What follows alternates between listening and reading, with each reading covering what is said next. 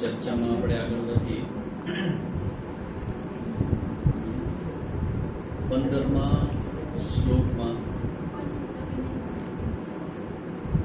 પાપાત્મા મૂઢ મનુષ્યની ભજનમાં પ્રવૃત્તિ ન થવાનું કારણ, ભજનમાં, ભક્તિમાં, સત્સંગમાં મન ન થાય તો એનું કંઈક કારણ, રીઝન, મનની અંદર એક પ્રકારનું એક વાતાવરણ ક્રિએટ થાય જેને કારણે આપણને મન ન થાય. મન થવાના કારણો છે. મન થાય એનું કારણ એ છે કે સમજાઈ જાય કે આ તત્વમાં જે કંઈ છે ઇન્વેસ્ટ આ કંપનીમાં કરવા જેવું છે, અને ઇન્વેસ્ટ કરવા માટે તૈયાર ન થાય તો આપણા માટે આપણા મનની અંદર એનું જે મૂલ્ય છે એ મૂલ્ય જેટલું અપાવવું જોઈએ એટલું ન અપાય, એટલે પછી એમાં મન ઇન્વેસ્ટ ન થાય. તો હવે ભગવાન કહે છે, રીઝન આપે છે. હવે જે આ રીઝન છે ને ભગવાનના શબ્દોમાં છે કે ભાઈ આમાં રસ ન પડે એનું કારણ શું? ભગવાન આટલા બધા લોકો જગતમાં છે તો બધાને કાં રસ પડતો નથી? તો ભગવાન કહે છે, માયા અપહૃત જ્ઞાનાહા. આ માયા દ્વારા એટલે આ 3 પ્રકારના ગુણ છે. કયા કયા ગુણ? સત્વ, રજસ, તમસ. આ 3 ગુણો છે. એ 3 ગુણો દ્વારા જેનું જ્ઞાન ભણાઈ ચૂક્યું છે, જેનું જ્ઞાન ઢંકાઈ ગયું છે, એવા આસુરમ ભાવમ, આસુર સ્વભાવને આશ્રિતા ધારણ કરેલા છે. નરાધમાહા, મનુષ્યની અંદરની જે માનસિકતા છે એ જે ખરાબ હોય એને ભગવાન નરાધમાહા, દુષ્કૃતિના, ખરાબ કર્મ કરનારા છે એવા મૂઢાહા. ભગવાન કેટલા પ્રકારની ગાળ આપે છે. એટલે ભગવાન સમજે છે કે જ્યારે વ્યક્તિનું મન મારામાં નહીં લાગે તો સંસારમાં એ ધોવાઈ જશે. એટલે ભગવાન કહે છે કે ભાઈ આવા મૂઢા છે, મૂઢ લોકો છે, ન મામ પ્રપદ્યંતે, મારું શરણું લેતા નથી. ભગવાનનું શરણું ન લેવામાં એકમાત્ર કારણ પાપ કર્મ. લોજિક તમને સમજાવું કેવી રીતે. ભગવાનમાં રસ ઓછો પડે અથવા ન ગમે, આ બે આવી ગીમાં ઓછો પડે કે ન ગમે, એનું કારણ એ પાપ કર્મ. એટલા માટે કે ભગવાનમાં રસ પડે ને તો ભગવાનના માર્ગે જવાને કારણે કર્મ તમારા બધા છે ને એ બધા આડાઅવળા થઈ જાય. અને પાપ કર્મ શું કરે કે એને તમને ફળ આપવું છે, અને પાપ કર્મનું ફળ શું છે? દુઃખ. તમને મુશ્કેલીમાં મૂકવા છે, તમને પ્રોબ્લેમમાંથી પસાર કરવા છે, એ પાપ કર્મનું ફળ છે. પણ જો તમે ભક્તિ કરતા થઈ જાઓ ને તો એ ફળ તમારા જીવનમાંથી બાકાત થઈ જાય. અને પાપ કર્મ હોય એ થવા નથી. એટલે મહાપુરુષો કહેતા હોય કે પાપ બહુ હોય ને તો આમાં રસ ને રુચિ ન પડે, પણ બુદ્ધિથી સમજાય એના છે સાચું આ તો શું કરું? અમને રસ ન પડે પણ બુદ્ધિથી સમજાય તો શું કરું? એકમાત્ર બેસ્ટમાં બેસ્ટ રસ્તો છે, રોજની અડધી કલાક કાઢો અને ભગવાનનું નામ લો. શ્રી રામ જય રામ, જય જય રામ. ભગવાનનું નામ. શું થશે ભગવાન નામ લેવાથી? ભગવાનનું નામ લેશો, ભગવાનનું નામ બોલવાને કારણે અંદર જે આપણા પાપના સંસ્કાર છે ને એ બધા દૂર થશે. અને એ દૂર થશે ને તો આમાં રસ થશે, અને આમાં રસ પડશે ને તો જીવન જેના માટે આપ્યું છે ને એના તરફ જીવન યાત્રા આગળ ચાલશે. એટલે ભગવાન કે એમ તો ભગવાન કે મારા 4 ભક્તો છે, કે મારી ભક્તિ કરનારા આ 4 તત્વો છે, 4 ભક્તો છે મારા. ચતુર્વિધા ભજન્તે મામ જનઃ સુકૃતિનો અર્જુન. મારા 4 પ્રકારના ભક્તો છે. અને એ કયા કયા ભક્તો છે? અર્થાર્થી, જિજ્ઞાસુ, જ્ઞાની ચ. 4 પ્રકારના ભક્તો. કયા 4 પ્રકારના ભક્તો છે? તો કે હે અર્જુન સાંભળજે. જો ભક્ત કોઈ કામ હોય અને ભગવાનને પ્રાર્થના કરીએ તો આપણે કેવા કહેવાય?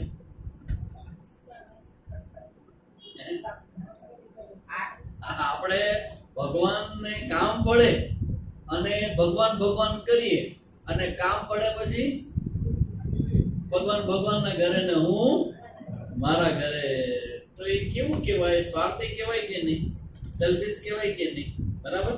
પણ ભગવાન એને પણ એક સ્ટેજ આપે છે, એક સ્ટેટસ આપે છે કે કોઈ વ્યક્તિને કઈ તકલીફ હોય અને તકલીફ માત્ર ને કારણે મારી પાસે આવતો હોય ને, ભગવાન કે ઈ પણ મારો ભક્ત છે. શું કામ? આવ્યો તો મારી પાસે, મારી માયા પાસે નથી ગયો, મારી પાસે આવ્યો છે. એટલે સકામ ભક્ત હોય ને એ જ આગળ જઈને નિષ્કામ ભક્ત બની શકે. એટલે જે લોકો અત્યારે સકામ ભક્તો હોય, જે માત્ર ધર્મમાં જ લાગ્યા હોય, ખાલી મંદિરમાં જાય, પૂજા કરે, અર્ચના કરે, હે મહાદેવ ધ્યાન રાખજે, મહાદેવ માટે ન જાય. મહાદેવ તું જ્યાં છો એ બધું બરાબર છે, પણ મારું ઘર ને મારા દીકરા મારો પરિવાર ને કોઈને ઊની આંચ આવી જોઈએ નહીં. ભગવાન કે ભલે તારા કામ મળતું મારી પાસે આવ્યો છો ને, સકામ ભક્તિ થઈ. એ સકામ ભક્ત એટલે કેવો ભક્ત? અર્થાર્થી ભક્ત. અર્થાર્થી ભક્ત એટલે કંઈક જોઈએ છે, સમથિંગ વોન્ટ્સ, કંઈક એને જોઈએ છે. આ લેવાની જે ભાવના છે ને એ ભગવાનને ખબર છે. ભગવાન કે કાંઈ વાંધો મારી પાસે આવ્યો ને એટલે ભગવાન શું કરશે ખબર છે? ધ્યાન રાખજો, ભગવાન એની ઈચ્છા પૂરી કરશે. શું કામ? ભગવાન એક જગ્યા આગળ જઈને કીધું છે કે કેસે જઈને કે ભાઈ જે વ્યક્તિની જે શ્રદ્ધા હોય ને મારા કે જે દેવમાં, એ શ્રદ્ધા હું એની પૂરી પાકી કરું છું. અને શ્રદ્ધા પાકી કેવી રીતે કરે? તમારી ઈચ્છા પૂરી કરી. તમારા મનમાં કંઈક ઈચ્છા હોય એ પૂરી કરે. તમારી શ્રદ્ધા પાકી થાય કે ન થાય? જોયું, આ કર્યું એટલે મળ્યું ને. જો આ યજ્ઞ કર, આ થશે, હે થશે, હા ઓ વાહ થઈ ગયું, સરસ. શ્રદ્ધા પાકી થઈ કે ન થઈ? બસ ભગવાન આ કરે. તમારી શ્રદ્ધાને પાકી કરવા માટે એ ફળ આપે તમને. તમારી શ્રદ્ધા પાકી થાય પછી બીજું માંગો, એ આપે. શ્રદ્ધા વધુ પાકી થાય, એ ધીમે ધીમે ધીમે પાકી થાય, પાકી થાય, પાકી થાય. પછી આ બુદ્ધિમાં આવે કે હારું આ બધી વસ્તુ આપણે માંગીએ છીએ, આના કરતા જે આપનારો છે એને માંગી લઈએ તો.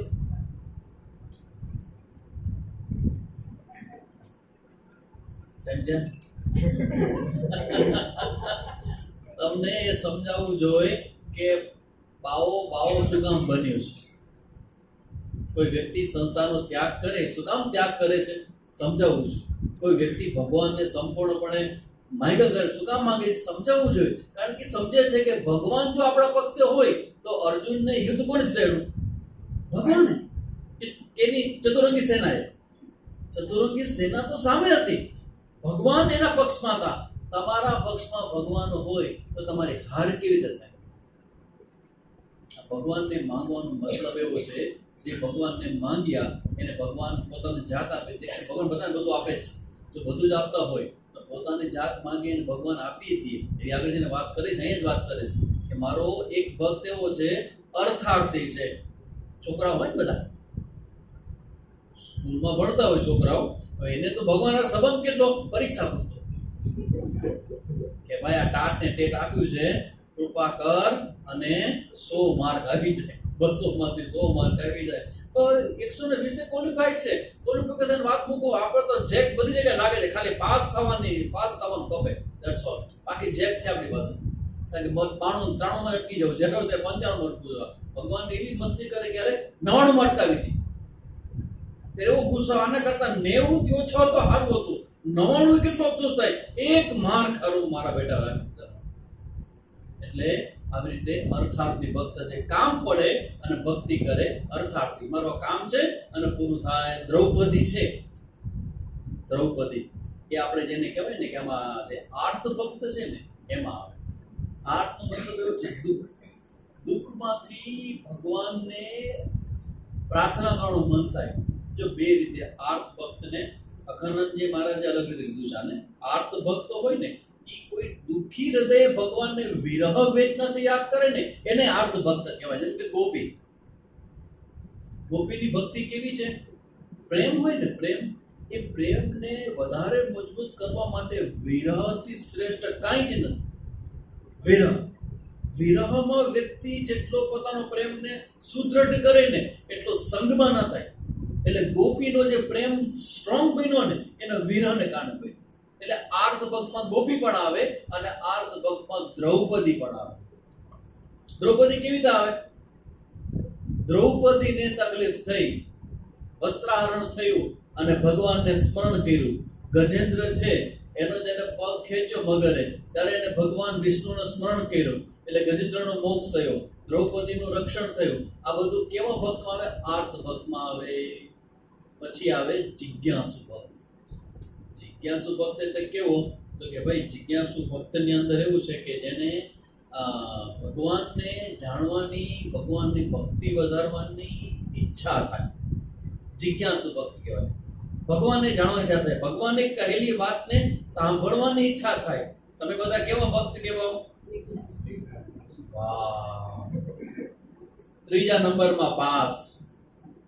એટલે આમ તમારો બીજો નંબર કહેવાય, 4 માં તમારો બીજો આવ્યો કહેવાય, સેકન્ડ રનર્સ અપ કહેવો. હજી એક બાકી છે, જુઓ જ કરે, એમાં બધું મને ખબર નથી. આના પછી જ્ઞાની ભક્તની વાત છે.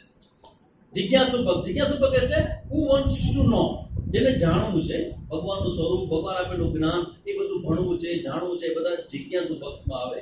અર્જુન જિજ્ઞાસુ ભક્તમાં આવે. નચિકેતા જિજ્ઞાસુ ભક્તમાં આવે. જેને ભક્તિ ભગવાનમાં કરી, શરણાગતિ ખરી, પણ જ્ઞાનના સંદર્ભમાં. કેટલું બધું ક્લિયરિટી ભગવાન અહીંયા બતાવે, અહીંયા સ્પષ્ટ કરે છે. અને ચોથો છે જ્ઞાની ભક્ત. જ્ઞાની ભક્ત એટલે કોણ? ભગવાનના સ્વરૂપમાં અને પોતાના સ્વરૂપમાં જે ભેદ ન જોવે એ જ્ઞાની ભક્ત છે. તો જ્ઞાની ભક્ત જે છે ને, એ એક સમજવા જેવી વસ્તુ છે કે જ્યાં સુધી ભગવાન કહે છે, પછી અર્જુન કંઈક પૂછે, ભગવાન કહી દે કે આપણે પ્રશ્ન કે 4 પ્રકાર થયા ભગવાનના ભક્તમાં. તો ભગવાન એક કાનમાં વાત પૂછ્યું, ત્યારે જ અર્જુન આવું કે પૂછે ને, આ 4 માંથી તમને સૌથી વધુ કોણ ગમે? એટલે તમારી નજીક બધા હોય ને કે આની નજીક સૌથી વધુ કોણ? ખબર જ હોય નેગેટિવ થિંકિંગ, આપણે તો હોય જ હશું જ નહીં, આપણું તો નહીં. ભગવાન તમે નજીક કોણ સૌથી વધુ?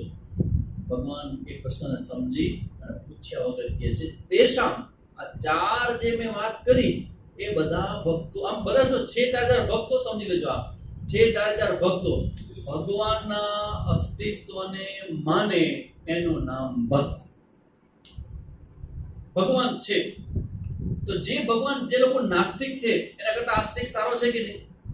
Is good, is better than નાસ્તિક. ભગવાન નથી એના કરતા છે એવું માને છે એ સારો છે. અને છે ને પછી એમાં પોતાનો પ્રોબ્લેમ માટે જ માને, પોતાનો પ્રશ્ન ઉકેલવા માટે, એ અલગ અલગ વસ્તુ, ચલો એ મૂકી દે આપણે. તો ભગવાન છે એવું તો માને છે ને, આ મોટી ઘટના છે. હે ભગવાન હે, બસ વો હે, તો ભગવાન છે એવું માનનારા આસ્તિકમાંથી આ 4 પ્રકાર છે. એમાંથી તેશામ જ્ઞાની નિત્યયુક્ત. અકાનંદજીમાં જેટલું સરસ આ શ્લોકને સમજાવે કે જ્ઞાની છે ને એ મારો હંમેશથી જોડાયેલો મારો ભક્ત છે, નિત્યયુક્ત. અને પછી ભગવાન થોડુંક આપણને ખટપટ લાગે તો ભલે લાગે, પણ એમ કહી દઈએ કે મારો આ જે જ્ઞાની ભક્ત છે ને એ મારું સ્વરૂપ છે. એનામાં ને મારામાં કદી ભેદ ન જોજો, કારણ કે એનું હૃદય અને મારું હૃદય એક જ છે. શું કામ? જ્ઞાની પણ શું કામ એવું ભગવાન શું કામ કહે છે ખબર છે? એનું કારણ છે. સૌથી પ્રિય તો જ્ઞાની હોય એટલા માટે કે મેચ્યોર દીકરો છે. 4 દીકરા હોય બાપુજીના 4 દીકરા હોય, એમાંથી એક દીકરો એવો હોય કે જે મુશ્કેલી આવે ત્યારે બાપુજીને યાદ કરે, આર્ત ભક્ત પ્રોબ્લેમ આવે ત્યારે. પછી બીજો દીકરો હોય કે બીજો પ્રોબ્લેમ ન હોય, બાપુજી પાસે જે કંઈ છે એ લઈ લેવાની વૃત્તિ વાળો હોય. ત્રીજો દીકરો હોય કે બાપુજીને પૂછવા માટે, બાપુજી કે આટલા બધું આગળ કેવી રીતે વધ્યા? ખાઓ, આટલો ધંધો ડેવલપ કેવી રીતે કર્યો? તમારે આટલી બધી ક્વોલિટી કેવી રીતે આવી એ જાણવા માટે આવે. અને ચોથો દીકરો છે એ બાપુજી જે રીતે જીવતા હોય, જે સંસ્કારો આપ્યા હોય, જે વ્યવસ્થા ઊભી કરી હોય, એક્ઝેક્ટલી એ પ્રમાણે જીવતો હોય. તો 4 માંથી કયો દીકરો બાપુજીને ગમે સૌથી વધુ? ગમે 4 એના લોહી છે, 4 દીકરા ગમે એને, પણ બાપુજીને કયો ગમે? ચોથો. એને કે પછી બાપુજી શું કે આ ચોથો દીકરો છે ને એ મારો આત્મા છે. શું કામ? હવે એ શું કામ એનો આત્મા છે? ભગવાન કે ઉદારા સર્વ એવૈતે. ઉદારા, આ બધા ઉદાર તો છે જ. શું કામ ઉદાર છે? કારણ કે બધા માને છે કે ભગવાન અંતિમ છે, ભગવાન શ્રેષ્ઠ છે, ભગવાન આપે છે, એ 4 માને છે. પણ એ બધાની અંદર જ્ઞાની તો સાક્ષાત મેરા સ્વરૂપ હી હૈ. એટલે એટલે જ્ઞાની પુરુષોના સંદર્ભમાં એવું કહેવાય કે જીવનના ભૌતિક પ્રશ્ન અને આધ્યાત્મિક પ્રશ્ન એ જ્ઞાનીની સેવા કરવાથી દૂર થઈ જાય. Both both both. ઉપનિષદની અંદર એક સરસ મજાનું વાક્ય છે, મુંડક ઉપનિષદના અંત ભાગમાં આવે છે કે જે કોઈ વ્યક્તિને આમ ઉપનિષદ છે ને એ કોઈ દિવસ આવા મંત્રો બહુ ન કહે કે જેમાં તમને કંઈક ફળ મળવાનું કે ને એ વાત બહુ ન કરે, જ્ઞાનની ચર્ચા કરે બધી. પણ મુંડક ઉપનિષદમાં છેલ્લે આ વાત આવે છે કે જો તમારે ભૌતિક પ્રશ્નોનું સમાધાન કરવું હોય ને તો પણ જ્ઞાની પુરુષની સેવા કરવી. તો તમારો ઓબ્સ્ટિકલ એટલે પાપ કર્મ, પાપ છે ને એ ડેન્જરસ છે, ડેન્જરસ. કારણ કે પાપનો રિઝલ્ટ આપનાર એક જ દેવ છે જેનાથી બધા બીએ છે. આપણે એક જ દેવતા છે પાપ કર્મનું રિઝલ્ટ આપે, શનિ. ગીરદી જુઓ તમે શનિના મંદિર, લાઈન લાગી હોય તેલ ચડાવવા માટે. દેવતા શનિ દેવતા ધ્યાન રાખજો, તમારી અમી દ્રષ્ટિ રાખજો. બાકી શનિની ત્રાસી નજર પડી તો ગમે તેવા પૈસા વાળા હો, ગમે તેટલી વ્યવસ્થા વાળા હો, પણ શનિની એક આંખ પડે સીધા રોડ પર લાવી. ધેટ ઇઝ કોલ્ડ શનિ. સ્ટ્રિક્ટ ટીચર છે, એ સમજાવે જીવનમાં, પાપ કરવું રિઝલ્ટ આપનાર છે. તો કહેવાય અહીંયા કે આ જે જ્ઞાની છે ને એ જ્ઞાની આ ચારેય બીજા ત્રણેય ભક્તો છે, અર્થાત જિજ્ઞાસુ, એ બધામાંથી જ્ઞાની જુદું. શું કામ? ભગવાન કે આ તો મારો આત્મા છે. શા માટે? કારણ કે જ્ઞાની જે રીતે ભગવાન જોવે ને એમ જ્ઞાની જોવે. એટલે ભગવાનની સેવા કરો શું થાય? ભગવાનની સેવા કરવાથી પાપ દૂર થાય. એમ જ્ઞાની પુરુષની સેવા કરો તો જીવનમાં જે ઓબ્સ્ટિકલ હોય ને એ દૂર થાય. વિભૂતિ કામે એક શ્લોક યાદ છે મને, મંત્ર, પણ એવું મંત્ર છે કે જે ભૌતિક સમૃદ્ધિ હોય ને એ જ્ઞાની પુરુષની સેવા કરવાથી ભૌતિક સમૃદ્ધિ વધે.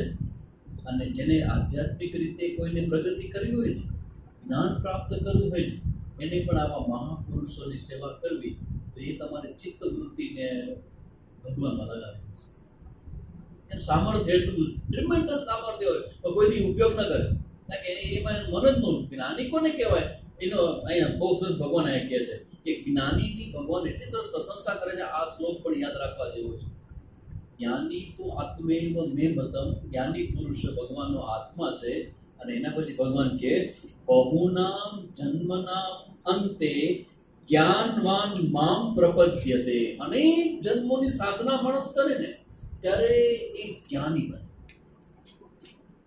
તો ભગવાન એ સમજાવે ને કે જ્ઞાની કોને કહેવાય? ફિઝિક્સનું, કેમેસ્ટ્રીનું કયા પ્રકારનું જ્ઞાન હોય ને, સંસારનું જ્ઞાન હોય, ના એને સંસ્કૃત ભાષાનું જ્ઞાન હોય. જ્ઞાની કઈ ભાષામાં વાત કરે ભાઈ? તમે જે ભાષામાં સમજો ને એ ભાષામાં જ્ઞાની વાત કરે. જ્ઞાનીની કોઈ ભાષા ન હોય, એની પાસે બહારનું કોઈ જ્ઞાન ન હોય, ભગવાન એ શબ્દ યુઝ કરે છે એને બરાબર સમજી લો. જ્ઞાની કોને કહેવાય?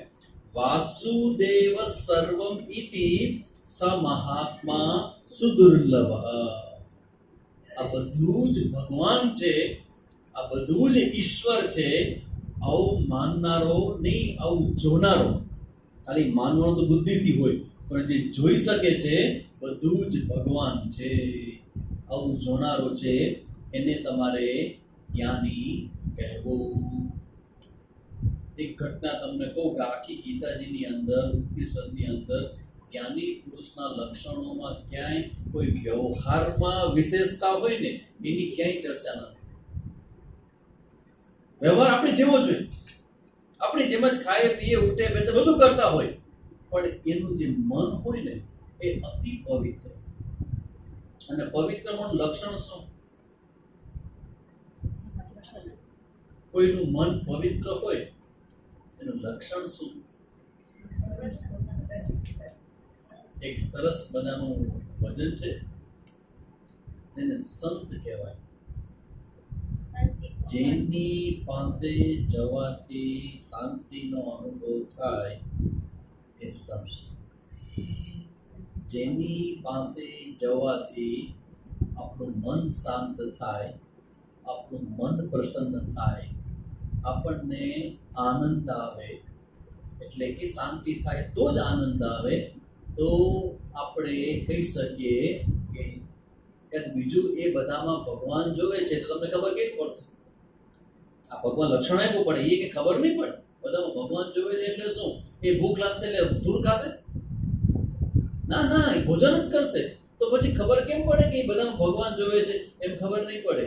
પણ જે વ્યક્તિ બધામાં ભગવાન જોતો હશે ને, એ ભગવાન જોનારો વ્યક્તિ ઓલમોસ્ટ ટાઈમ એ શાંતિમાં રહે અને બધાનો સ્વીકાર કરે અને આવેશોથી મુક્ત રહે. ધેટ ઇઝ કોલ્ડ જ્ઞાની. પણ ભગવાન કે એમ જ્ઞાની ન બનાય. અનેક જન્મના મંતે, બહુ નામ જન્મના મંતે જ્ઞાનવાન માં પ્રપદ્યતે. તેવી રીતે આ જ્ઞાની પુરુષની ચર્ચા કર્યા બાદ ભગવાને જ્ઞાની પુરુષ ચર્ચા કરી. જ્ઞાની કેવો છે? જ્ઞાની ભક્ત. તો જ્ઞાની ભક્ત, જ્ઞાની ભક્ત કેવી રીતે કહેવાય? બહુ સરસ વાત અમારા ગુરુદેવ કરતા, પૂજ્ય સ્વામીજી, કે ઘણી વખત માણસ બહુ વેદાંત ભણે ને તો અમુક વસ્તુ ભરાઈ જાય અહીંયા.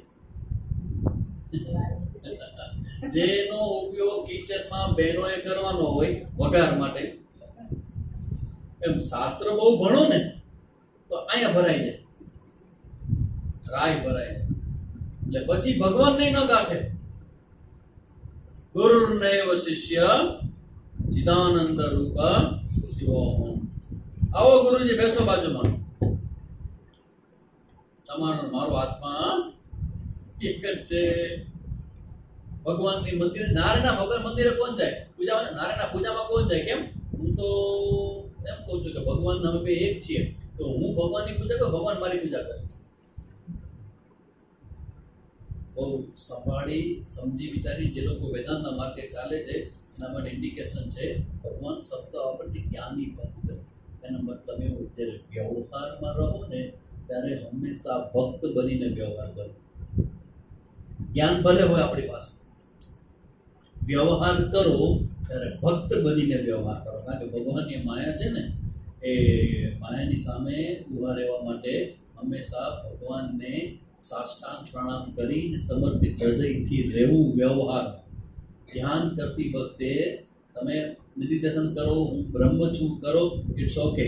પણ જ્યારે વ્યવહાર કરતા હો ત્યારે ભક્ત બનીને વ્યવહાર કરવો. જ્ઞાની પુરુષો પણ ભક્ત બનીને વ્યવહાર. અમે અમારા સ્વામીજીમાં જોયું છે, જે સ્વામીજી પાસે આટલા સમય રહ્યા, એવા એકદમ સિમ્પલ ઘટના હોય પણ ત્યારે ખબર પડે કે જ્ઞાની પુરુષ આટલો બધો વ્યવહાર કરતો હોય પણ એ જાગૃત કેટલો બધો હોય. એલર્ટ, ટ્રીમેન્ડસ એલર્ટનેસ જોવા મળે. સ્વામીજી જમીને એક સ્વામીજી બહાર નીકળ્યા કિચનમાંથી, એક્ઝામ્પલ છે સમજવા માટે કે જ્ઞાની પુરુષો એ વ્યવહાર કરતા હોય એ સમયની માનસિકતા કેવી હોય.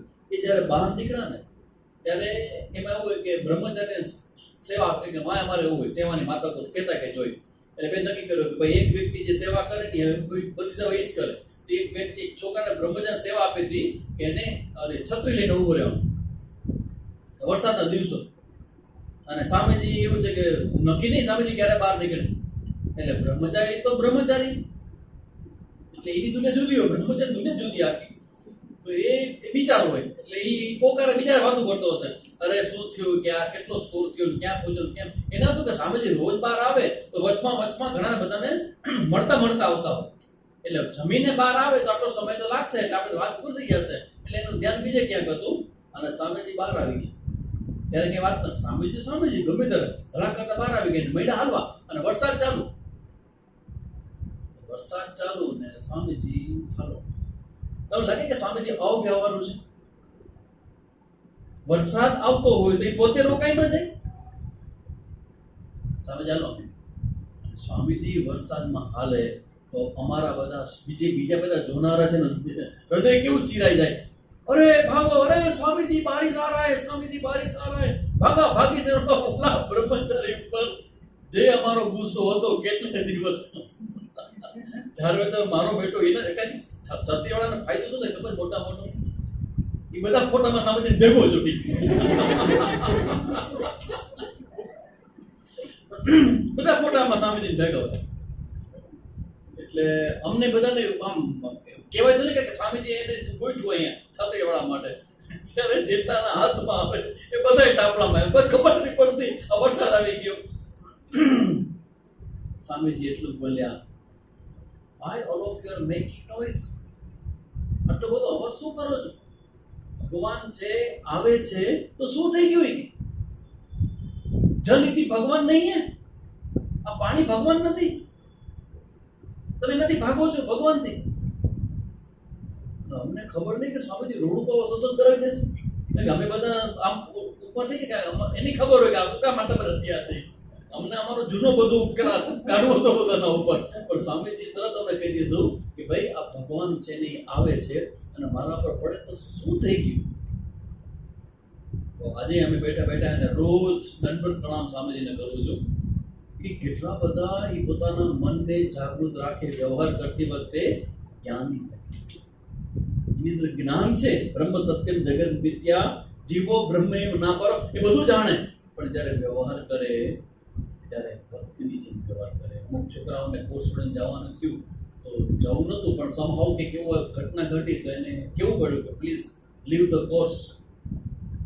એ છોકરાઓ એટલા સારા હતા, ભાઈ બહેન હતા, પ્રોબ્લેમ સમથિંગ હેપન. અને છોકરાઓ જ્યારે છેલ્લી દિવસ સ્વામીજીને મળવા માટે ગયા તો ભાઈ બહેન એટલા બધા રડ્યા, હું ત્યાં હાજર હતો, સ્વામીજી રડતા અહીંયા. ત્યારે મને આશ્ચર્ય થયું, ઘણા જ્ઞાની પુરુષ અને એ રોજ છોકરાઓની હાથ. જ્ઞાન છે પણ વ્યવહારમાં ભક્તિ. એટલે ભગવાન જે કહે ને જ્ઞાની તો મારો આત્મા છે, એટલે એમ લાગે કે જો ભગવાન વ્યવહાર કરે ને તે આવું જ વ્યવહાર કરે. એટલે ભગવાન એને પોતાનો આત્મા કહે છે. અને ચાર આ જ્ઞાનીની ચર્ચા આપણે અહીંયા જોઈ. હવે આપણે આગળના ટોપિકમાં જઈએ.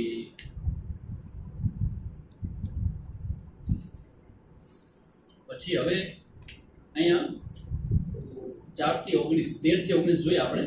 20 થી 26 હવેના જે શ્લોક છે એ સકામ ભક્ત, કારણ આની પહેલા મેં વાત કરી કે સકામ ભક્તિ પણ જરૂરી છે. કારણ કે તમે સકામ ભક્તિ કરો તો ભગવાન તમારી ભાવના, તમારી ઈચ્છા, તમારો મનગમતો વિષય આપે એટલે તમારું મન છે એ ભગવાનમાં લાગે અને પછી નિષ્કામ ભક્તિ શરૂ થાય અને પછી જ્ઞાન સુધી પહોંચાય. એટલે ભગવાને સકામ ભક્તિની ચર્ચા આ 20 થી 26માં શ્લોક સુધી કરે છે. અને એમાં કહે છે, જે સકામ ભક્ત જે દેવતાઓના સ્વરૂપમાં શ્રદ્ધાથી પૂજન અર્ચન કરે છે એ ભક્તની શ્રદ્ધાને હું એ દેવતા પ્રતિ શ્રદ્ધાને સ્થિર કરું છું. તસ્ય શ્રદ્ધામ અહમ તામ એવ અચલામ વિદધામ. આ સમજવા જેવું છે.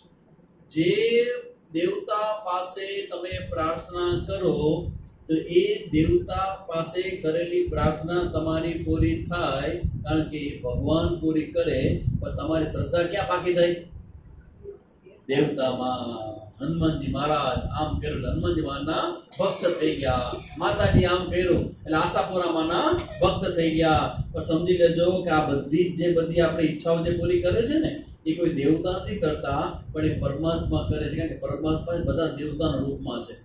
તમને જે દેવતામાં શ્રદ્ધા હોય ને એ તમારી શ્રદ્ધા પૂરી કરે. અરે કોઈ બીજો પથ્થર પાથરીને અથવા ચાદર પાથરીને કોઈ માથું નમાવે ને તો ભગવાન એની કામના પૂરી. કારણ કે ભગવાન ઈચ્છે છે કે કોઈ જગ્યાએ બંધાય, શ્રદ્ધા કરે અને પછી ક્યારેક એવો દિવસ આવશે કે એને માંગે. મોટે ભાગે આપણે આપણી ઈચ્છાઓની, આપણા વિષયોને માંગવાની માંગ હોય, પણ ભગવાનને માંગ ક્યારે આપણે કરતા નથી. ભગવાન મંદિરમાં જઈએ તો ભગવાનથી માંગીએ, ભગવાનને ન માંગીએ. જેથી ભગવાનની માંગ થાય ને ત્યારે કહેશે કે મારો આ ભક્ત છે, હવે મારા સ્વરૂપને પ્રાપ્ત થવા માટે આવે. એટલે કે આપણું મન જ એવું છે, શું કરવાનું? આ મન છે ને એ ચંચળ છે અને મનની અંદર આવા બધા વિષયો બદલા કરે. એટલે સકામ ભક્ત છે ને એની તકલીફ આ મન જ છે. અલગ અલગ પ્રકારની કામનાઓ થાય એટલે દેવતાઓ પાસે જાય અને પ્રાર્થના કરે. દેવતાઓની પ્રાર્થના પૂરી કરે. ભગવાન કે એ બધી પ્રાર્થનાઓ છે ને એ બધી હું પૂરી કરું છું. વહ પુરુષ ઉસ श्रद्धा से युक्त होकर उस देवता का पूजन करता है, उस देवता से मेरे द्वारा ही. तो सीक्रेट जान लेजो आप. सर्वदेव नमस्कारम केशवम प्रति गच्छति. कोई पण भगवान ने प्रार्थना करो अंते क्या जाए?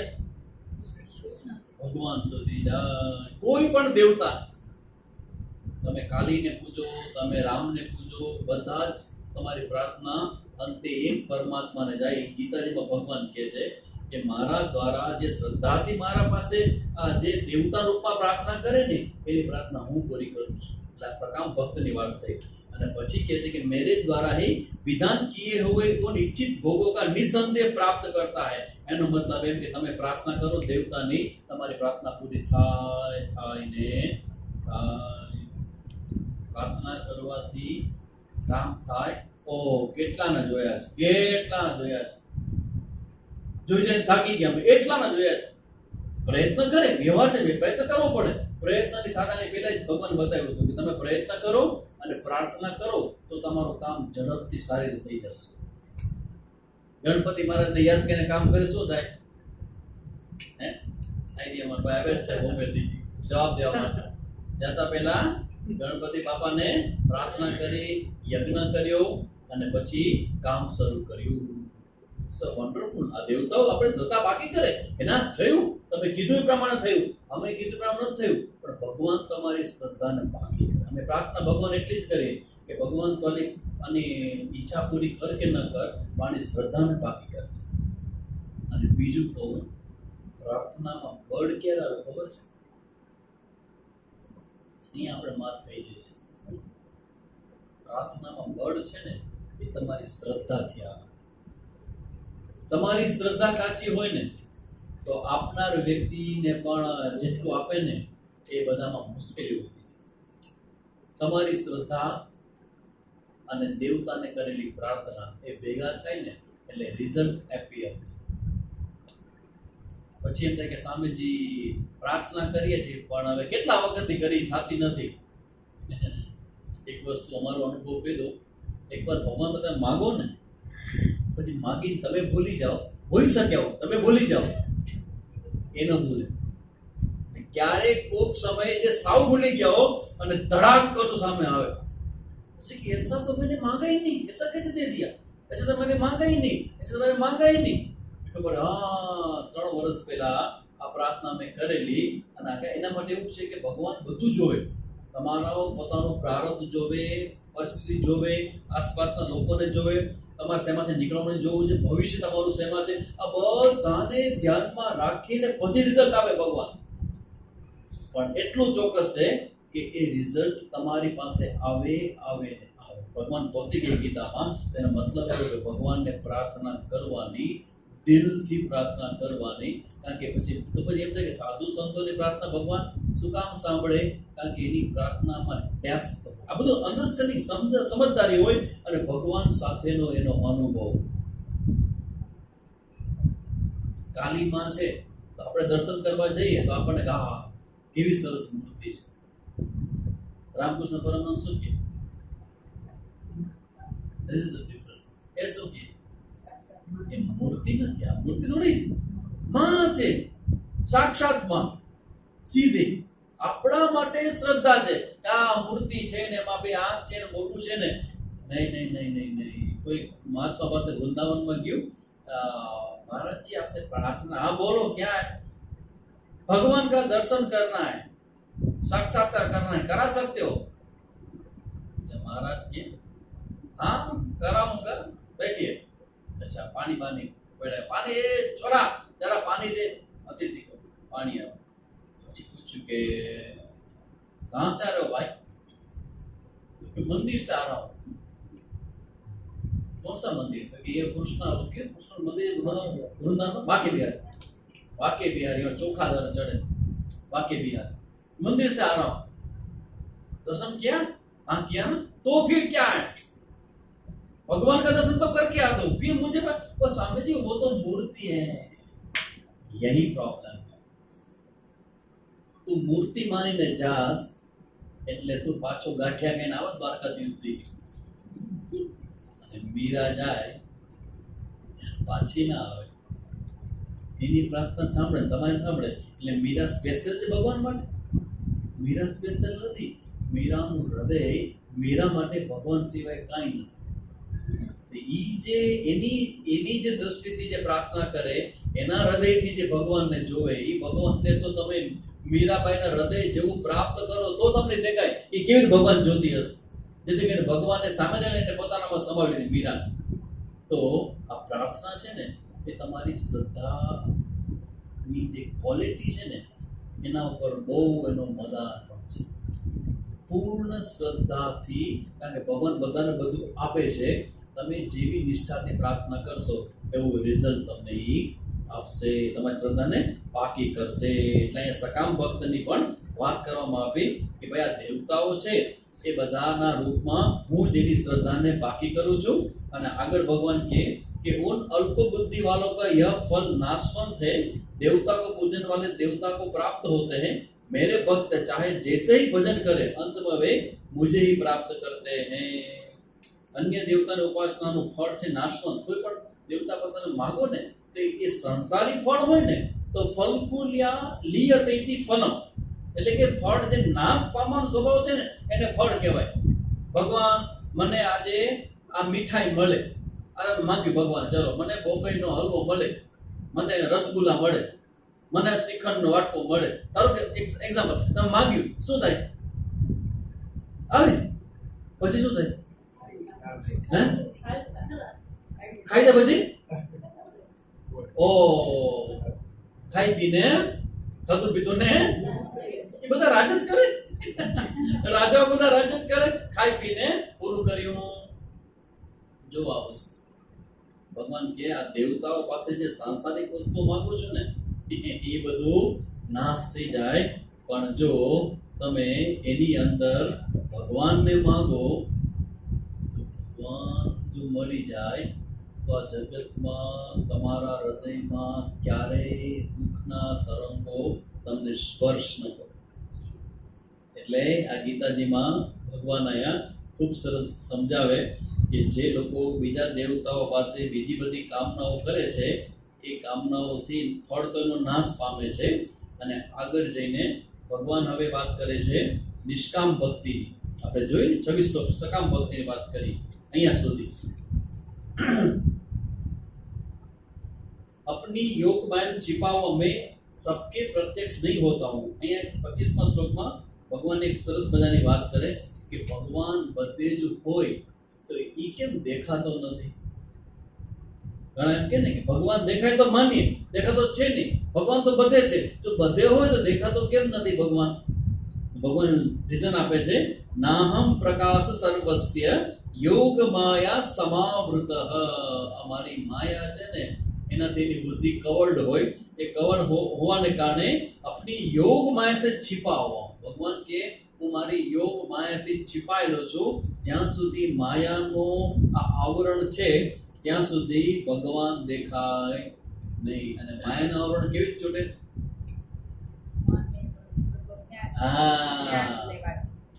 મામેકમ શરણમ વ્રજ. મારે શરણે આવે તો એને માયાનો પડદો એ વ્યક્તિ દૂર ન કરે, ભગવાનની શક્તિથી દૂર થાય.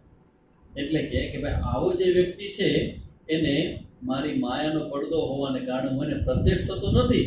અજ્ઞાની જન સમુદાય મુझ જન્મ રહિત અવિનાશી પરમેશ્વર કો નહીં જાણતા. એટલે આપણે સંસારમાં ફરીએ હરીએ અને મોજ કરીએ. दो पट्टन के बीच एक कवि लोग दोहो है, जगत खावे और सोवे, दुखिया दास कबीरा गावे और 11:30 વાગે કેવી મીઠી નિદ્રા આવે. કયો તો જમી લીધું હોય, ટેસ્ટ બે પેટ કે જઈમાં હો, લગ્ન હોય તો લગ્ન સીઝન છે બધા હમણાં, બધા હવે ટેસ્ટથી બધા મોજમાં આવી જાય ને. કેમ ઘરે બનાવવાનું નહીં, ને પછી લગ્નમાં જમવા જાઓ કરો જે ફાવે. હવે તો બધી 10, 15 આઈટમ બધી હોય લગ્નની અંદર. એક ડીશ 500 રૂપિયાની ડીશ હોય, તો એ બધું તમે ખાઈ પીને 11:30-12 વાગે એટલે કેવા મજા આવે ને કર ફરર પવન આવતો હોય અને સૂઈ જાઓ. તો તમને ખબર નથી કે જ્યારે તમે સૂતા હો ત્યારે કોઈક એવો ભક્ત, કોઈક એવો જિજ્ઞાસુ એ રાતના ઉઠી 11:30-12 વાગે, સુબહ 10 વાગે 11:30-12 વાગે ઉઠી અને એ રડે કે આજનો દિવસ પણ ગયો. હે પરમાત્મા, તારી કૃપાનો હું પ્રતીક્ષા કર તારી કૃપા માટે, હજી તારી કૃપા મારા પર પૂર્ણ થઈ નથી. Still I am waiting. ભગવાનની યાદ આવે અને એ રડે. તેરે પ્યાર કી યાદ જો આए દર્દ છલક જાય આંખો સે. ભગવાનનો એક પ્રેમ યાદ કરે અને એની આંખમાં આંસુ આવે. તો કહે છે ભગવાનનો જે ભક્ત છે એ હંમેશા ભગવાન તરફ એની નજર હોય, ભગવાન દ્વારા મળતી વસ્તુઓ તરફ એ ન જોવે. એટલે એ ભગવાનને સમર્પિત થાય ને એની માયા હટે, અને જેની માયા હટે ને એ બધે ભગવાનને જોઈ શકે. આ વૈજ્ઞાનિક લોકો હોય, સાયન્ટિસ્ટ હોય, તો આપણે શું કહીએ કે આ દિવાલ છે, અને એ મેટર ને એનર્જી ને બધું હરકું માને કે ના ના આ તો કે એનર્જી છે, એનર્જી ફોર્સ છે કે એવું માને નહીં. એનું જે વિઝન હોય ને જુદું હોય, આપણને જુદું દેખાય. કારણ કે શું કામ? એની પાસે એક જ્ઞાન છે એટલા માટે. એટલે જ્ઞાની પુરુષ છે એની માયા હટી ગઈ છે, એટલે પ્રકાશ થાય અને ભગવાનને જોવે, અને આપણને એ માયાનું પરળ હોવાને કારણે આપણને ભગવાનમાં એટલો બધો રસ ન લાગે, એટલું બધું સિરિયસ મેટર ન લાગે. One thing, one just part, ત્યારે એનું તો જીવન બની જાય. એટલે પછી આગળ કે હે અર્જુન, પછી આગળ ભગવાન વાત કરે સકામ કર્મની. એક સકામ કર્મની વાત આપણે અહીંયા 26માં છેલ્લા શ્લોકમાં ભગવાન કરે कि अर्जुन पूर्व में व्यतीत हुए और वर्तमान में स्थित आगे होने वाले सब भूतों को मैं जानता हूँ, किंतु मुझको कोई भी श्रद्धा भक्ति रहित सकामी लोगो होय ने एनी ઈચ્છા પૂરી થાય એને હું ન મળું. એક એક્ઝામ્પલ અહીં મેં આપી દઉં. એક વખત રાજા બહારગામ ગયો હતો. રાજા કોઈ છાપામાં વાંચ્યું હતું કશ્મીરમાં, રિપીટ થશે સ્ટોરી. રાજા બહારગામ ગયો હતો અને વાંચી એને પૂછ્યું, 4 રાણી હતી, એક રાજાની 4 રાણી. પૂછ્યું કે શું જોઈ છે તમારે? સિંગાપુર ગયો છો, તમારા હારું શું લઈ આવું? એટલે કોકે વળી કીધું કે સિંગાપુર ગયા છો ને તો મારા ગાંઠે બહુ વખણાઈ છે. I don't know.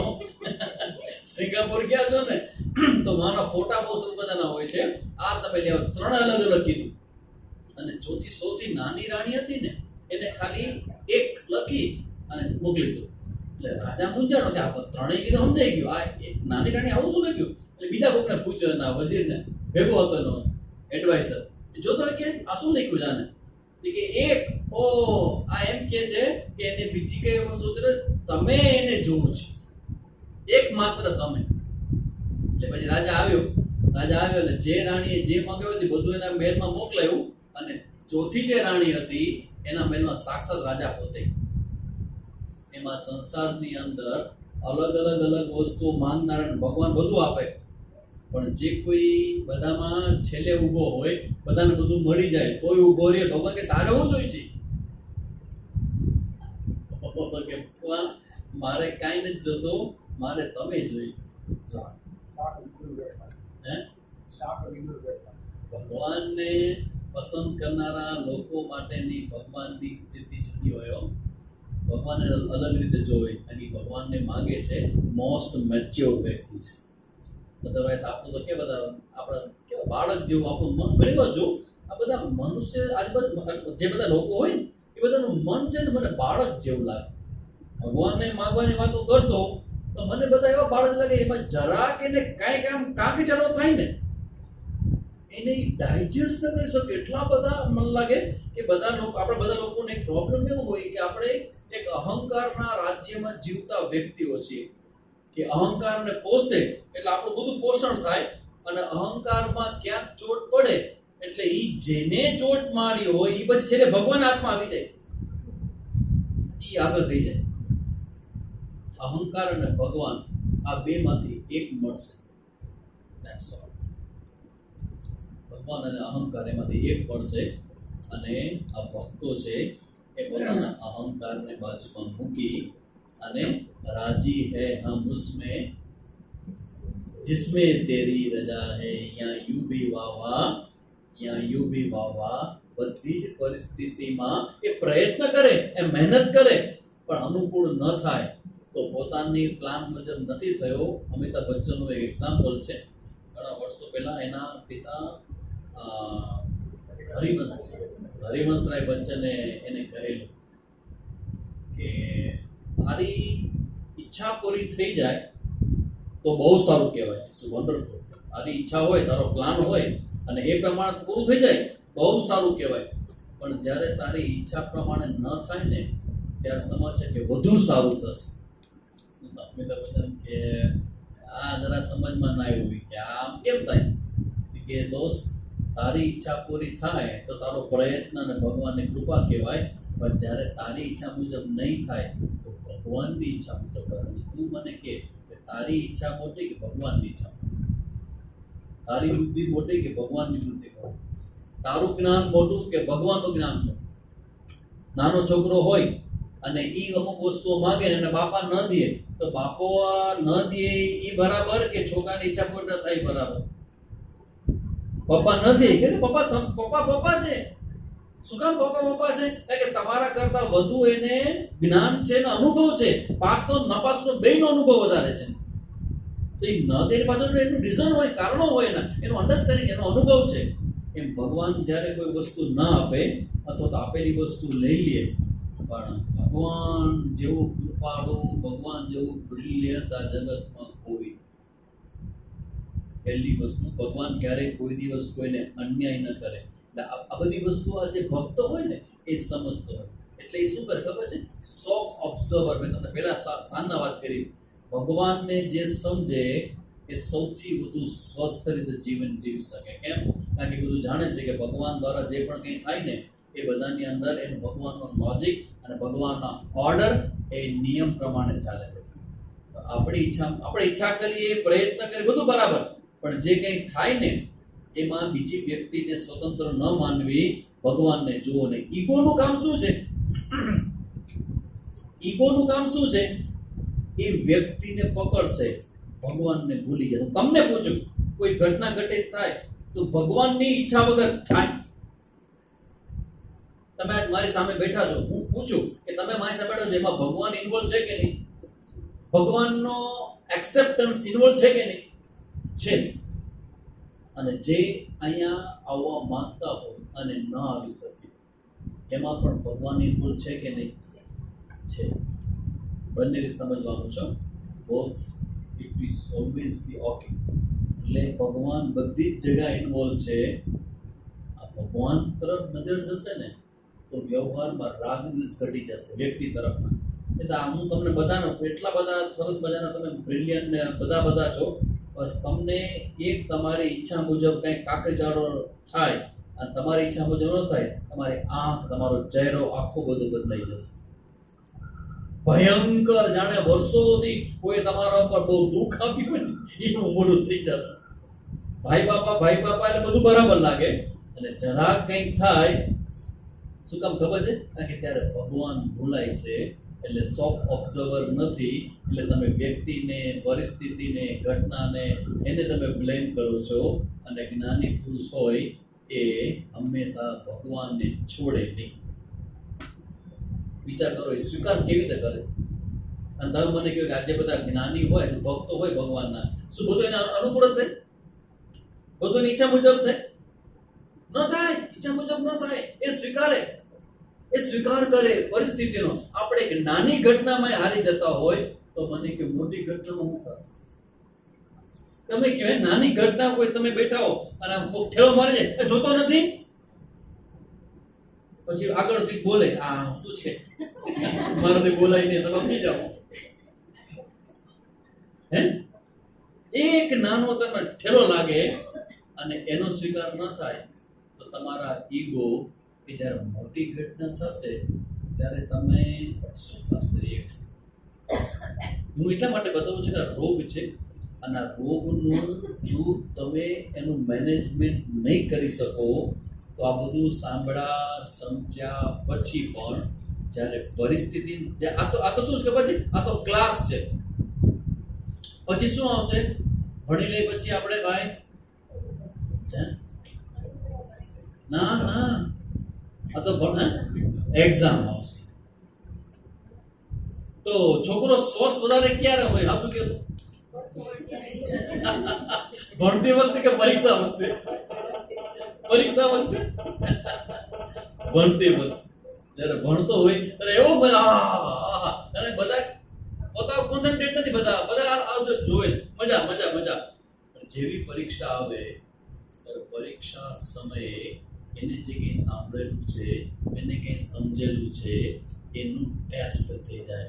અચ્છા, પછી આ આપણે જે બધી પરીક્ષાની તારીખ આવી ગઈ ને ભાઈ, વર્ષ શરૂ થાય, 10મા 12માની એક્ઝામ ક્યારે હશે, 9માની ક્યારે હશે, આખું લિસ્ટ આ ડીઓ કચેરીવાળા બધા બહાર પાડે. તો આ ભગવાનની જે વાત છે એ આપણે ભણીએ છીએ, તો એની કસોટી કે એની એક્ઝામ ક્યારે હોય સામે? આની એક્ઝામ એમ નહીં, પણ આની એક્ઝામ ક્યારે હોય?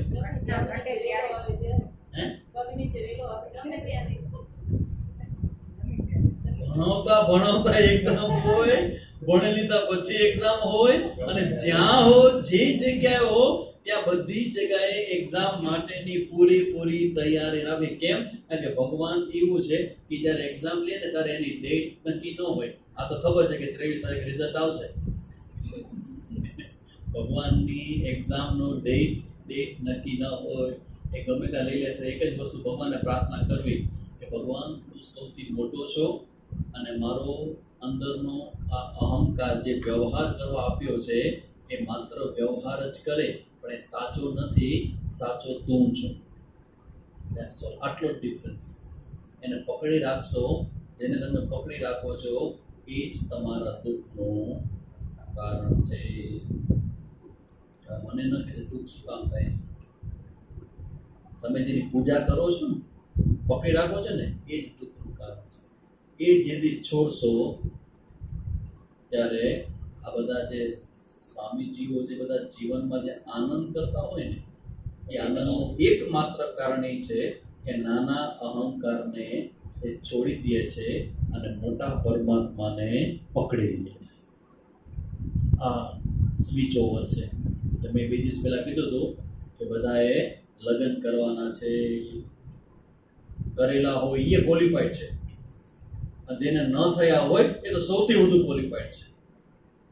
હજી ઈચ્છા થતી હોય તો કહેજો, તો આપણે વ્યવસ્થા રાખી જ છે. ભગવાને છે, મૂર્તિઓ છે, બહુ સરસ મજાનો છે, અને જિંદગીભર સાચવશે નહીં, જન્મ સુધી સાચવશે એવો ભગવાન છે.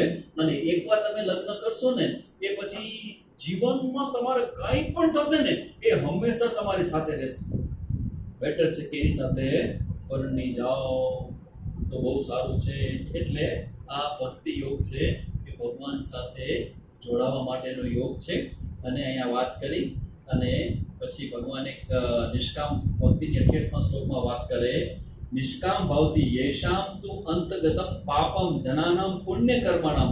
પરંતુ નિષ્કામ ભાવથી શ્રેષ્ઠ કર્મોનું આચરણ કરવા વાળો વ્યક્તિ, જ્યારે પુરુષ છે એ જેના પાપ નષ્ટ થઈ ગયા છે, નિષ્કામ કર્મથી પાપ છે એ નષ્ટ થાય. અને પાપ હોય એનું લક્ષણ શું? રસ ન પડે. અને નિષ્કામ કર્મ થાય તો શું થાય? વધુ ને વધુ રસ પડે, પાપ દૂર થાય. અને જેના પાપ દૂર થઈ જાય તે દ્વંદ્વ મોહ નિર્મુક્તા, રાગ દ્વેષ રૂપી દ્વંદ્વમાંથી મુક્ત થાય.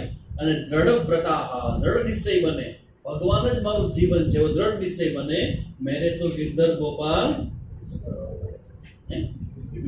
કેટલો ધીમો અવાજ આવે છો. सबको पूछता हूं ना, सब बोलते हैं मेरे तो गिरधर गोपाल, फिर दूसरा मेरे तो गिरधर गोपाल. કેમ કે મને ક્યાંક વાંધો આવે તો વાંધો ના આવે, એટલે જીવનમાં ક્યાંક વાંધો આવે તો ગિરધર ગોપાલ હોય ને તો વાંધો ના હોય ને, એટલે મેરે તો गिरधर गोपाल. પ્રોબ્લેમ આવે એટલે गिरधर गोपाल. પછી દૂસરા ના કોઈ, ઈ મીરાબાઈ માટે, આપણા માટે. ભગવાન કહે છે મારો ભક્ત છે, દ્રઢ વ્રતા, મને માંગે, મારો નિશ્ચય કરે, એમાંથી હલતો નથી. મામ ભજન, તે મારું જ ભજન કરે. અને એ શું કરે? જો મેરે શરણ હોકર, મારે પાસે આવી અને જરા મરણ से छूटने के लिए यत्न करते वे पुरुष ब्रह्म को संपूर्ण अध्यात्म को संपूर्ण कर्म को पार उतर जाता है. એનાથી તરી જાય છે. તો આ રીતે 29 શ્લોક પૂરા કર્યા. અને 30મા શ્લોકમાં, જે 30મો શ્લોક છે એ 30મો શ્લોક 8મા અધ્યાયના બીજ માટે છે. હવે નેક્સ્ટ ટોપિક છે ચેપ્ટર 8મો અધ્યાય. કોઈનું પણ શરીર છૂટે, મૃત્યુ થાય તો એવું કહેવાય કે કાં તો આખી ભગવદ્ ગીતાનો પાઠ કરાવો, જો એવું ન થાય તો બીજો 8મો 12મો અને 15મો અધ્યાય કરાવો. એવું પણ ન થાય તો 8મો અને 12મો અને 15મો, એવું ન થાય તો 8મો અને 15મો આ અધ્યાય તો કરવા. કેમ? તો કે 8મા અધ્યાયમાં આ બધા રહસ્ય બતાવ્યા છે કે શરીર છોડીને કોઈ જાય તો ક્યાં જાય, કેવી રીતે જાય, શું ભેગું જાય, એની વ્યવસ્થા શું છે, એ બધું વર્ણન 8મા અધ્યાયમાં છે, જેની ચર્ચા આપણે આવતીકાલે કરશું. અને એના મૂળમાં કહે છે કે જે પુરુષ સાધિ ભૂતાદિ દેવમમાં સાધિ યજ્ઞમ ચયે વિદુહુ પ્રયાણ કાલે, જેનું શરીર છૂટવાનો સમય હોય ને, આમ તો તમે જોજો જે લોકો સાત્વિક હોય ને, સાત્વિક એને અંદાજ આવી જાય. સાત્વિક એટલે કોણ? તો કે જે સારા વ્યક્તિ હોય ને, જે સારું કામ કરતા હોય, સારી નિષ્ઠાથી રહેતા હોય, એવા સારા વ્યક્તિ હોય ને, એ લોકોને અંદાજ આવી જાય કે કંઈક નવા જૂની થાય. જેટલા એનું મન સૂક્ષ્મ હોય ને એટલું એ ક્લિયર પકડે. ઘણી વખત ઘણા મહાત્મા તો તારીખ કહી દે, સમય કહી દે, વાર કહી દે. એક તો એવા ગુરુજી હતા કે કહી દે આટલા વાગે હું જવાનો છું, અને બધા શિષ્યો ભેગા થઈને એટલા વાગે જઈને જોયું.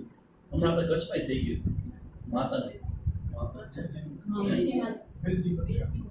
મેરજી મત્યા, એનું પણ એવું થયું. બધું પહેલે કરી દીધું, છાપામાં આવી ગયું અને ત્યારે જ ગયા. આ શું બતાવે છે? આ જે શરીર છૂટવાની પ્રોસેસ છે ને એકદમ સામાન્ય છે, એકદમ નોર્મલ છે. આપણા માટે બહુ છે. કારણ કે આખું જીવન છે એમાં ચેન્જ આવે, અને પછી જે લોકો હોય એના બહુ મોટો પ્રભાવ હોય. એટલે એ જે પ્રોસેસ છે ને, જે લોકો સાત્વિક હોય ને એને ખ્યાલ આવે કે છૂટવાનું છે. એટલે પછી ઓલરેડી તૈયારી કરવા માંડે, તૈયારી થઈ જાય. એટલે બધું વર્ણન છે 8મા ચેપ્ટરમાં છે. બહુ સરસ મજાનું સમજવા જેવું ચેપ્ટર છે.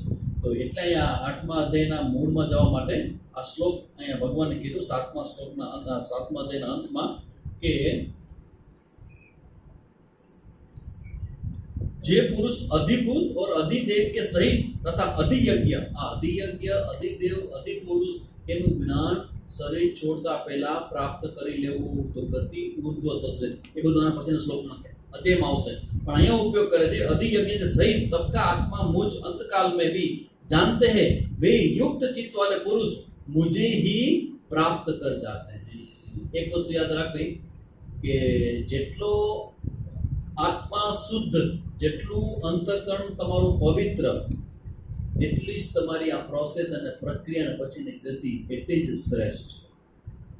એટલે મનુષ્ય તરીકે અવતાર મળ્યો હોય તો આપણે ભલે જીવન જીવીએ, ભોગ કરીએ, વ્યવહાર કરીએ, બધી વાત સાચી, પણ હારે હારે આ જ્ઞાન પણ સાથે રાખતા જઈએ. કારણ કે એ ક્યાં કામ આવશે? આ જે વસ્તુ છે ને એ શરીર છૂટ્યા પછી તમે કેટલાને સાચવા ને, કેટલા દુઃખી થયા ને, કેટલા સુખી થયા ને, કેટલો વ્યવહાર પૂરો કરો, એ બધું ગણિત બંધ થઈ જશે. કારણ કે એક નિયમ એવો છે કે તમે ચેસ રમતા હો તો રાજા ને, રાણી ને, હાથી ને, ઘોડા ને બધા હોય, પણ ચેસ રમત પૂરી થાય ને બધા ક્યાં જાય? ડબ્બામાં. એટલે વ્યવહારમાં તમે જે ગેઇન કર્યું છે ને એ બધું ક્યાં જશે? ડબ્બામાં. તો સાથે તમારું શરીર છૂટે અને યાત્રા કરો તો સાથે શું આવશે? એ ચર્ચા 8મા અધ્યાયમાં કરશે. જે આ જ્ઞાન પ્રાપ્ત કરીને જે કોઈ જશે ને, ભગવાન કે એને હું અથવા તો મારા જે દેવતાઓ છે એને લેવા માટે આવે, અને ખૂબ સારી એની યાત્રા થાય. એની બધી ચર્ચાઓ 8મા અધ્યાયમાં છે, જે આપણે આવતીકાલે ફરી મળશું ત્યારે 8મા અધ્યાયનું ચિંતન કરશું. આપણા 7 દિવસ 7 days ઇઝ ઓવર.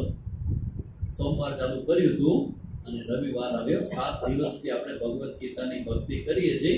એ લાલો, એ વાલો એવો ખુશ થતો હશે એ તો હૃદય જ કહી દે.